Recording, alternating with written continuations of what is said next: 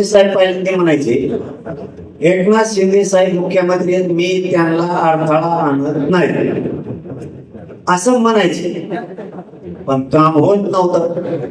आता तुम्ही अडथळा आणत नाहीत ना, आता मुख्यमंत्रीच तुम्ही. आता आणि मराठी बघण्यात अडथळा कोण आहे? आता लढायला खरी मजा आहे, कारण मैदानात जसा तसा पैलवान लागत होतो, मैदानात मजा येते.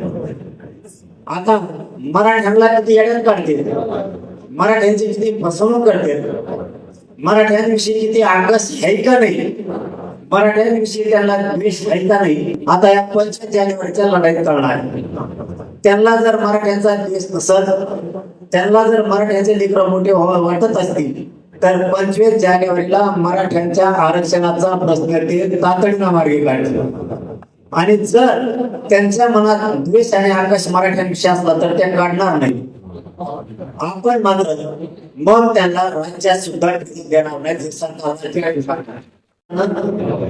गाव खेड्यात जाऊन बैठका घ्या, आपलं गाव आणि आपल्याच गावात आपल्याच माणसानं बैठका घ्यायच्यात आणि आंतरवालीला यायची तयारी करायची. 25 जानेवारीला लोहा तालुक्यासह नांदेड जिल्ह्यातला एकही मराठ्यांचा माणूस माता मावल्यासह घरी नाही राहायला पाहिजे. एवढी तुम्ही आजपासून आता तयारीला लागा. त्याबरोबर तुला आपल्या नांदेड जिल्ह्याच्या वतीनं सुद्धा एखाद्या मोर्चाचं आयोजन करा. संतोष भैयांचा हत्याच्या बद्दल पूर्ण राज्यभर आता जिल्ह्यात मोर्चे काढायला सुरुवात झाली. त्या मोर्चाला सुद्धा कोणाची वाट बघू नका. आपल्या जिल्ह्यातले आपलेच लोक आपल्या भावाच्या बांधवाच्या न्यायासाठी एकत्र या आणि मोर्चाला सुरुवात करा. आणि नांदेड जिल्हा हा सगळ्या कधी पण पुढं असतो. त्यांनी मोर्चा घेतला तरी पण तो मोठा होतो, सभा घेतली तरी मोठी होती, हे मी स्वतः बघितलेलं.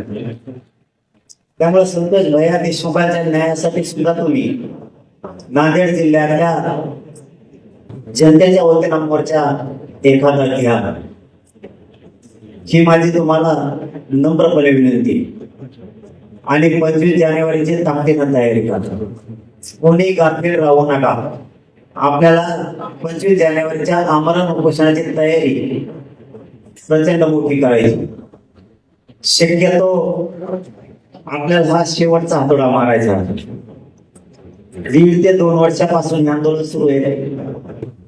मराठ्यांच्या आरक्षणाचा विषय आता कायमचा मार्गी निघाला पाहिजे, यासाठी ताकदीनं सगळ्यांनी अंतरावर केलं. एकाही मराठ्यानं 25 जानेवारीला घरी राहू नका. तुम्ही जर 1 दिवस ताकद दिली ना, मग मी यांच्याकडे बघतो हे कसे आरक्षण देत नाही. फक्त 1 दिवस नांदेड जिल्ह्यातल्या प्रत्येक माणसाने अंतरवाली द्या. सगळ्यांनी जोराची तयारी करा. अंतरवाली येतात ना, हातवर करून सांगा बरं. वा वा, मग यांचा कार्यक्रमच करतो मी सरकारचा. 25 जानेवारीच्या आमरण उपोषणाची तयारी करा. ज्याला बसायचं उपोषणाला त्याला अंतरवालीतच बसा. जबरदस्ती कोणावर नाही. ज्यांना कोणाला बसायचंय त्याने अंतरवालीत एका जागेवरती सामूहिक आपल्याला अंतरवालीतच उपोषण करायचं, राज्यात कुठेही करायचं नाही. सगळी शक्ती एका जागेवर. आणि ज्यांना उपोषण करायचं नाही त्यांच्यासाठी दुसरा मार्ग आहे.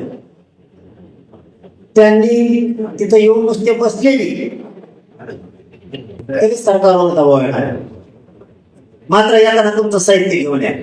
वधड्या गाधड्या पांघरायच्या, खायचं प्यायचं सरपण मुंबईला गेलं तसं यात सगळं कमाल घेऊन यायचं. आरक्षण मिळूस तर अंतरवालीतून उठायचंच नाही.